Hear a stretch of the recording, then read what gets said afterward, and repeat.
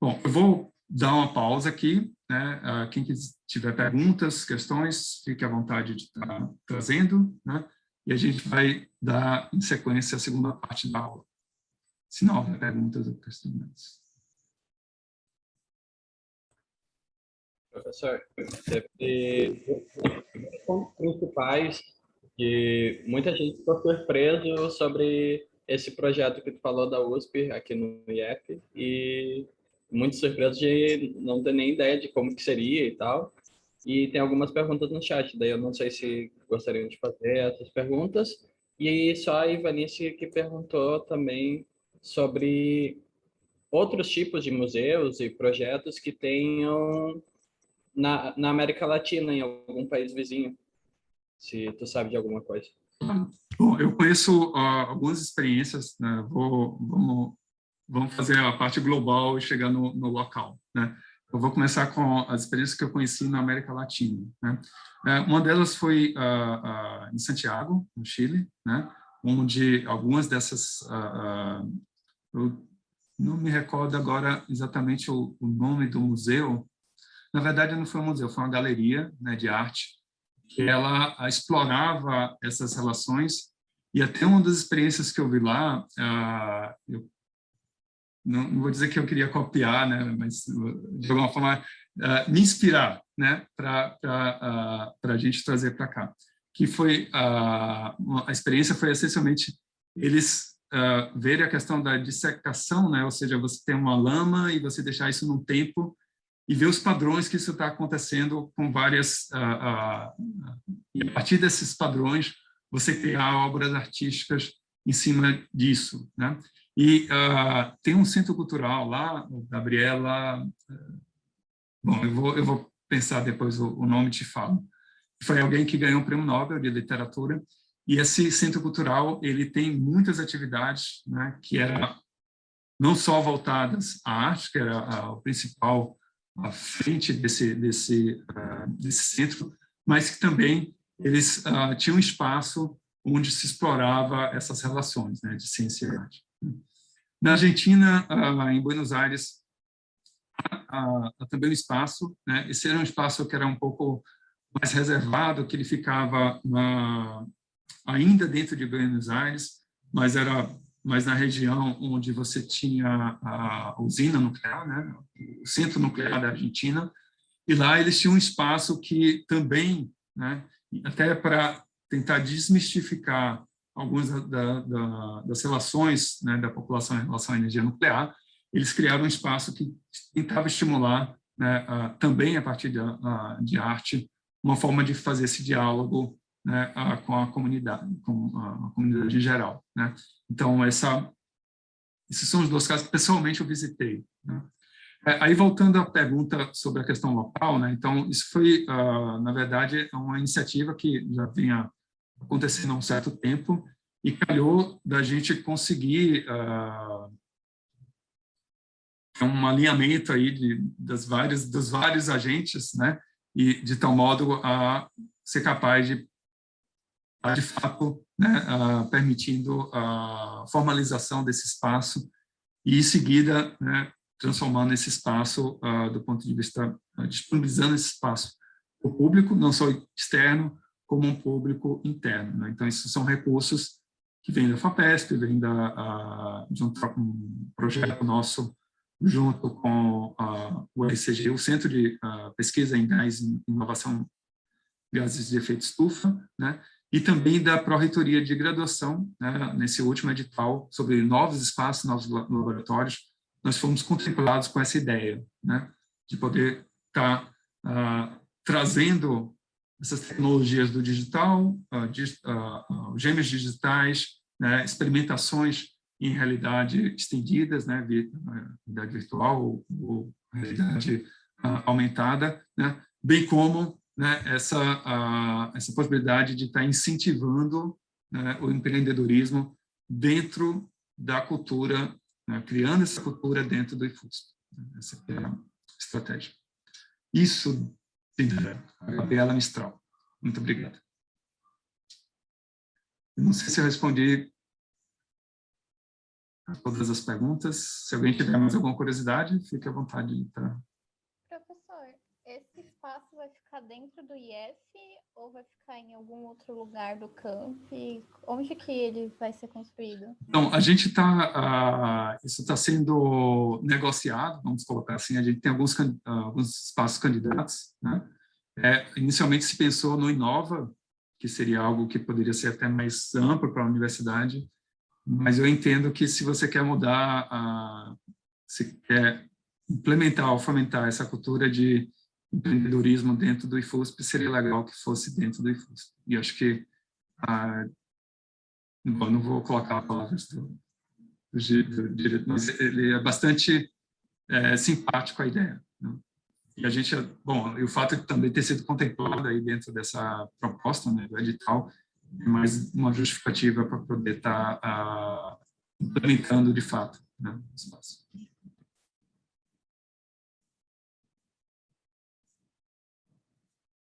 Mais alguma questão? Acho que tinha uma pergunta uma pergunta sobre a previsão, né, disso. Isso é um espaço que, em princípio, do ponto de vista arquitetônico, é muito fácil de estar, na verdade, você não está construindo um novo espaço, né? Você está adaptando. Então, o projeto executivo dele é relativamente tranquilo. No Brasil nada é tranquilo de se fazer, mas é bem mais dinâmico, né? E ele vem com recursos externos, o que torna o processo muito mais ágil, né? Então, eu sou um cara super otimista, assim, mas às vezes também com o pé no chão. Então, eu entendo que, muito provavelmente, na nossa volta ao presencial, full, né, ou seja, 100%, espero estar, né, que vocês possam já estar utilizando ele.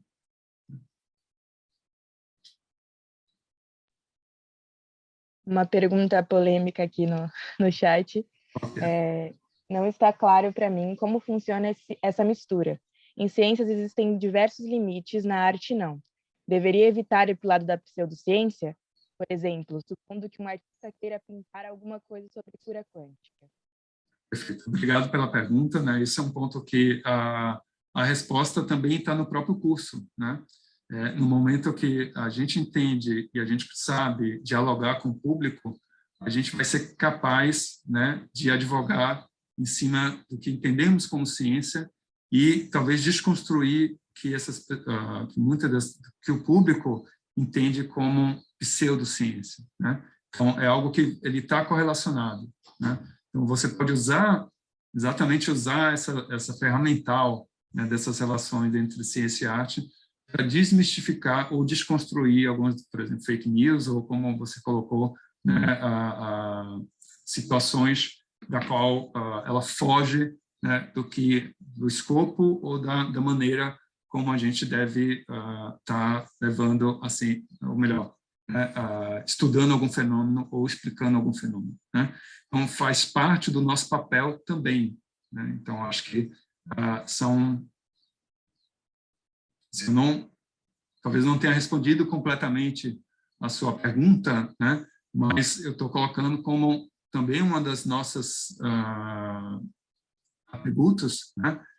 Essa capacidade, né? Se a gente consegue, de fato, né, traduzir esses fenômenos físicos de tal modo que as pessoas entendam ele, né, sem cair na armadilha da pseudociência, né? Então, esse diálogo aconteceu de uma forma efetiva, né? Então, acho que faz parte, são dois processos que acabam estão caminhando juntos, né?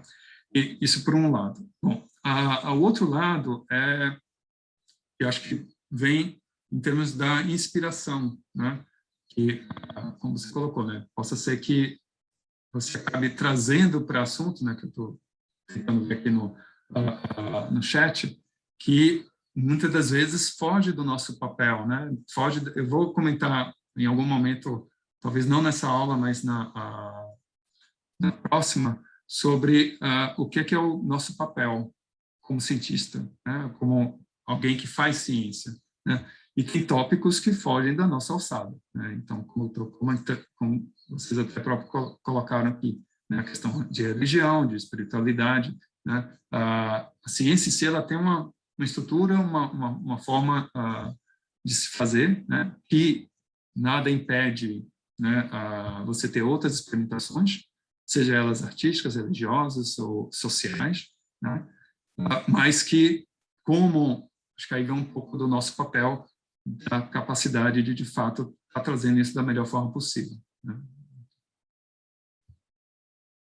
Eu acho que a gente vai explorar bastante, né, esse ponto ao longo do curso. Tá? Eu não consegui identificar quem fez o comentário, mas também não sei se eu plenamente respondi a sua pergunta, né? Talvez a gente não tenha essa resposta de imediato, né? É algo que vai ser trabalhado, né?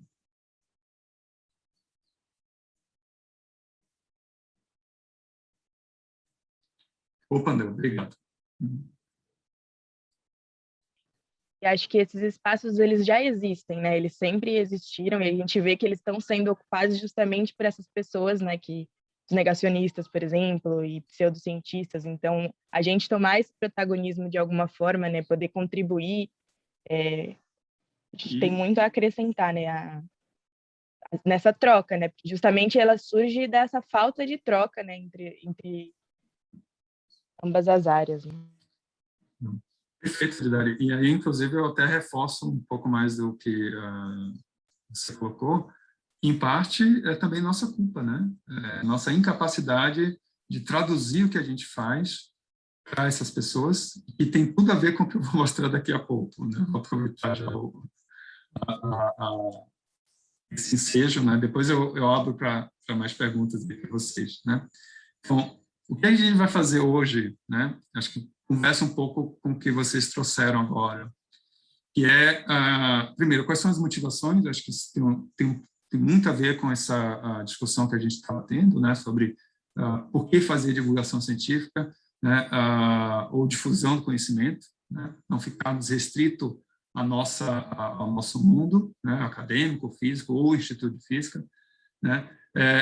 E acho que um ponto importante é quem é esse público que a gente quer atingir, né? Como é que é a percepção pública da ciência e dos cientistas, que é algo que a gente vai ter que trabalhar, né? Obviamente, a imagem, se você fizer uma pesquisa, aí vocês podem responder se a imagem clássica do cientista, né, talvez não seja aquela que represente todos nós, né? E como é que são essas relações entre ciência e a mídia? Porque a mídia é algo muito poderoso, né? É algo que, de fato, você enfatizar a ciência em si, ele é um processo aberto, ou seja, você,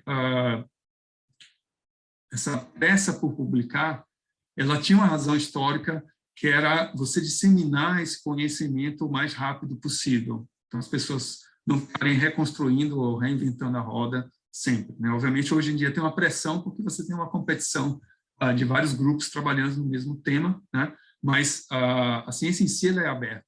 Mas a imagem das pessoas, do cientista, é sempre aquela pessoa que é solitária, está trancado ou no alto da montanha ou no calabouço, né? E que não interage, e fala coisas que ninguém entende. Eu vou mostrar para vocês aqui que ao mesmo tempo parece ser divertido, né? Mas como é que é a percepção das pessoas no Brasil em relação à ciência, né? E você tem alguns pontos que vale a pena uma reflexão, né? Porque exatamente quem que é esse público que a gente quer atingir, né?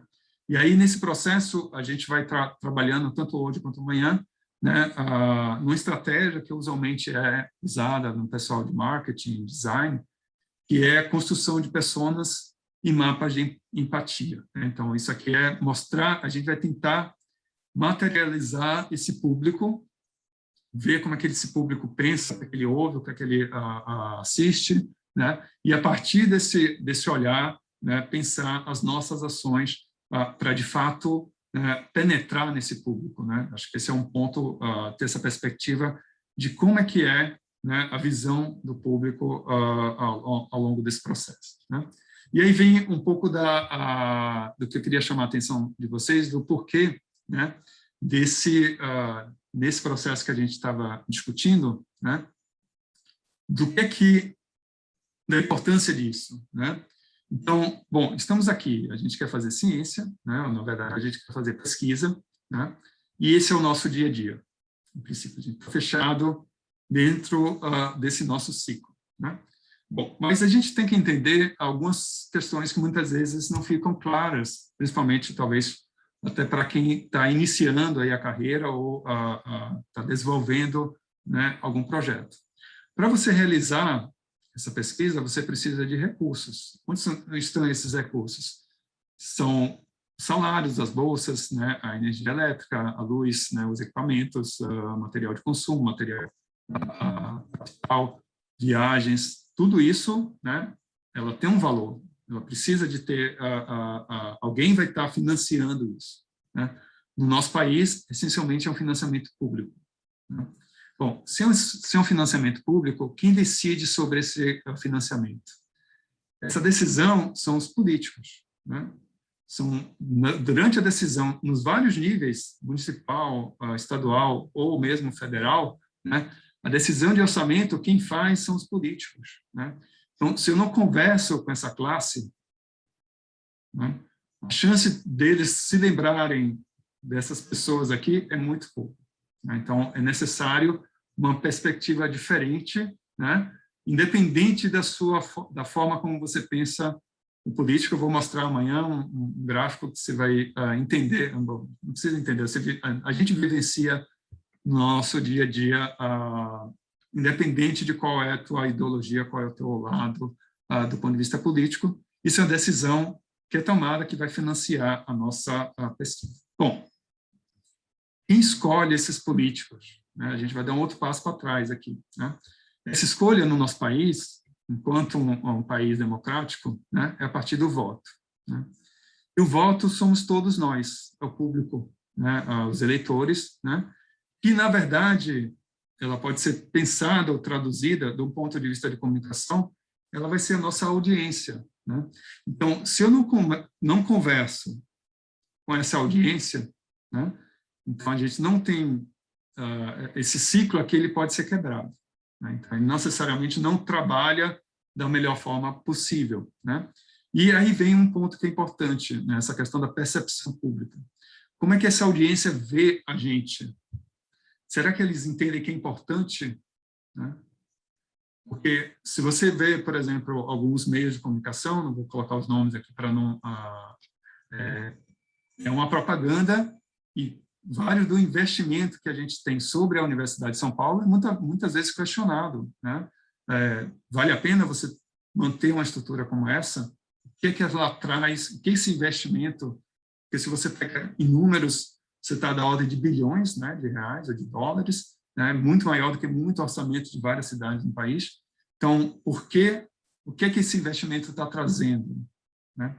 Então, se a gente não é capaz de fazer esse diálogo, seja com os políticos, seja com essa audiência, né, aí a gente está comprometendo o nosso próprio futuro como ações, né, que a gente vai estar realizando. Então, isso é muito importante, essa relação entre ciência e a mídia, né, no sentido de ser um canal para que a gente possa, né, fazer a ciência, como de fato a gente já vem fazendo, que é você criar uma hipótese, né, ter uma ideia, trabalhar nos teus experimentos, verificar se aquela hipótese ela atende ou não, né, as suas medidas, fazer análise de dados e ser capaz de compartilhar esse conhecimento não só entre nós, pares, né, cientistas, mas também para esse público geral, que é quem de fato tem o controle em quem vota, né, o que ela assiste, e que, por sua vez, chama a atenção das pessoas que tomam a decisão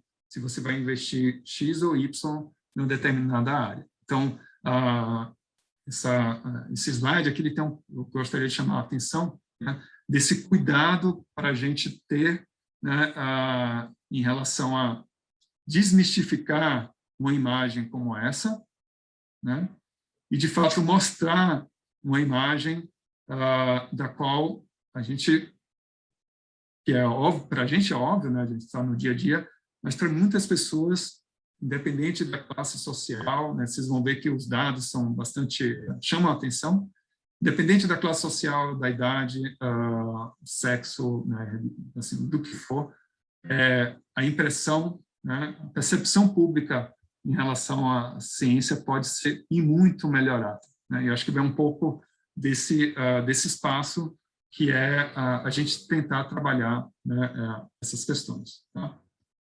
E aí eu vou convidar vocês para a gente fazer, esse eu vou dar uns 5 minutos de intervalo para vocês, né, que eu vou começar primeiro falando, né, que a gente vai estar trabalhando aqui, exatamente as motivações para isso, né?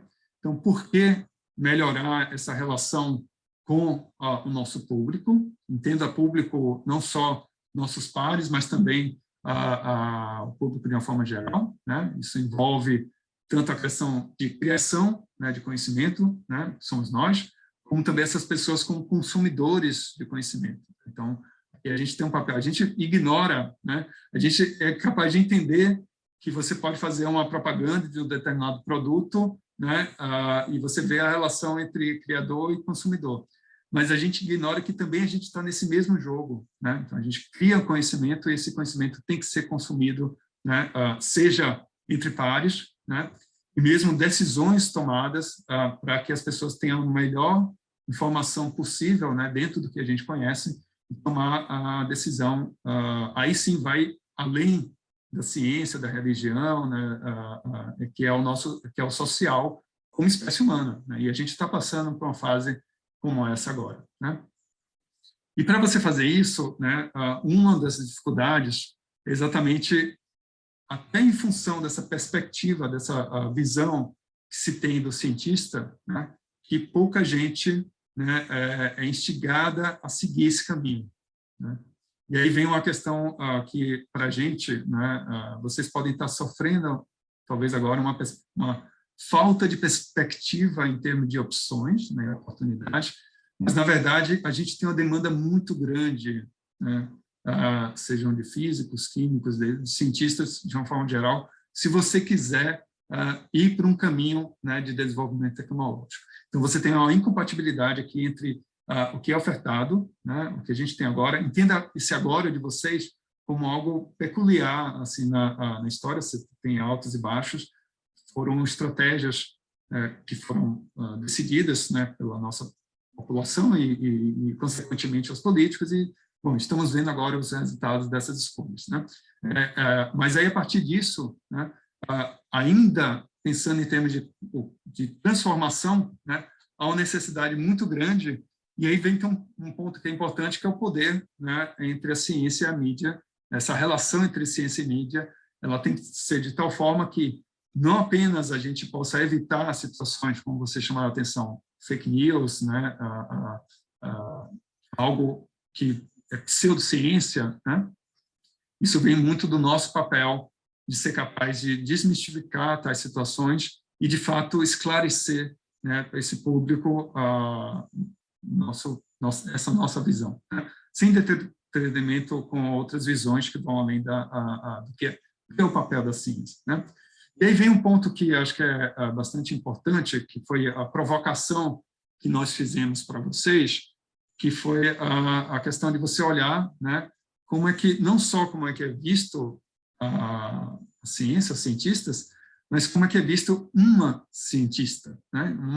Esse uma foi uma provocação no sentido da gente, a gente, de fato, para você ser capaz, né, de trilhar esse caminho do desenvolvimento, esse perfil de quem faz ciência hoje em dia no país tem que ser alterado, né, tem que ser mais diverso, entenda a diversidade da maneira mais ampla possível.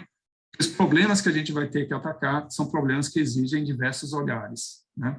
E só a partir dessa diversidade que, de fato, a gente pode ter soluções, né, que, de alguma forma, conversem, né, com o que a gente, de fato, precisaria, né? E aí entenda como oportunidade, né, a representação nas áreas de ciência, engenharia, matemática, né, e eu poderia até colocar aqui essa relação com a arte junto, né? Então, o que a gente vai estar fazendo aqui agora é uma perspectiva sobre o que seria, né, essa percepção do ponto de vista de ciência, né? Bom, então, o que a gente vai fazer? Eu vou pular aqui uma atividade, né? A gente vai fazer essa outra atividade amanhã, né? Então, o que nós provocamos para vocês foi de vocês estarem olhando, né, reassistindo ou assistindo um desenho, um filme, uma série, em que aparece uma personagem cientista, no caso aqui, ficcional. Então, a gente vai estar olhando para esse aspecto, né? Espero que todos tenham feito, porque a gente vai agora ouvir o que vocês fizeram, né? Ou seja, e a segunda parte a gente vai estar trabalhando amanhã, né? Então, vamos focar aqui nessa primeira parte, que é quanto ao personagem do cientista, né?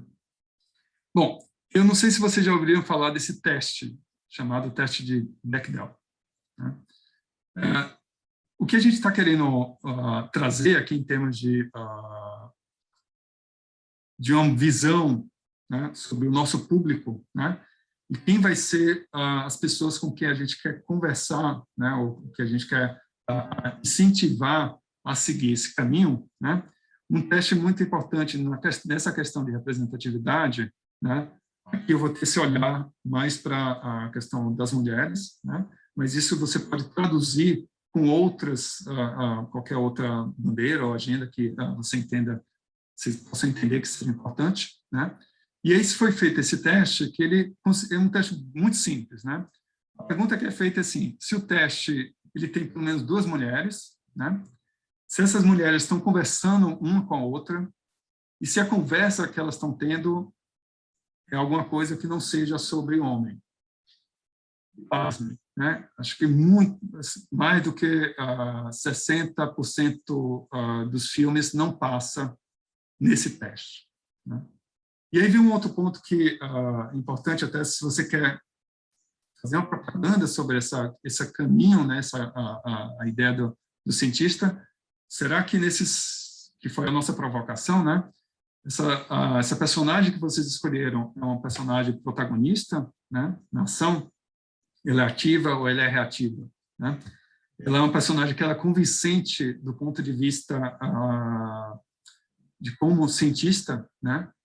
Ou ela tem uma certa complexidade do ponto de vista psicológico, como todos nós, né?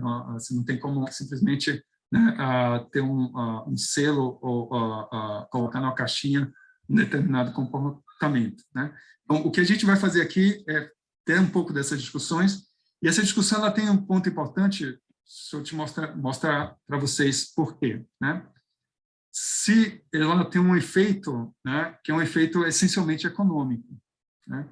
Então, dado o custo, né, o orçamento do filme, foi dividida em 3 situações, né? Em vermelho, quando você passa nesse teste, se esse filme passa nesse teste, se em verde, que seria alguma coisa como um péssimo, né? Que as mulheres, tem 2 mulheres, tem 2 mulheres, mas elas só falam sobre homens, né?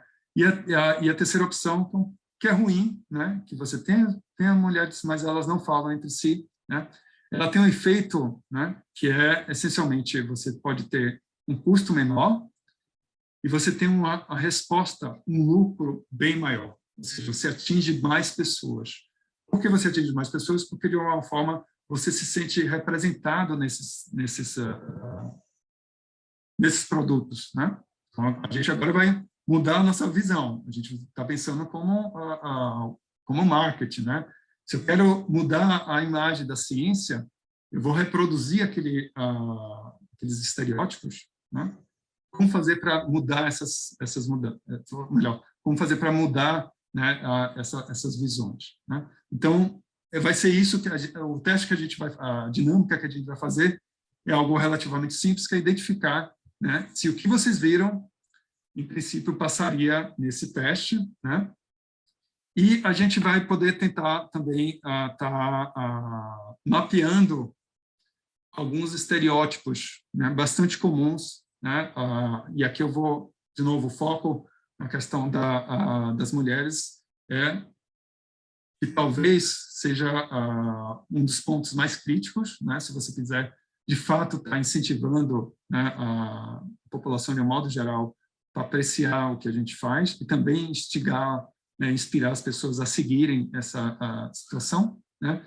E isso aqui é um trabalho, eu vou depois colocar a referência, né, que essencialmente mapearam, né, 6 estereótipos bastante comuns em filmes, né, e, de novo, vem essa questão quanto ao protagonismo, né, e é algo que a gente depois vai trabalhar, né, tem um outro teste que, essencialmente, tenta verificar se quando você cria um perfil de uma cientista famosa, mesmo de ser famosa, né, seja na mídia e tal, se a parte daquele texto vai estar relacionado a mulher, então como é que ela acabou lidando com maternidade ou com isso, não importa, ela é uma cientista, né? O que importa para dentro desse processo é o que ela está fazendo, né? Não quem está fazendo, né? A ciência é isso, né?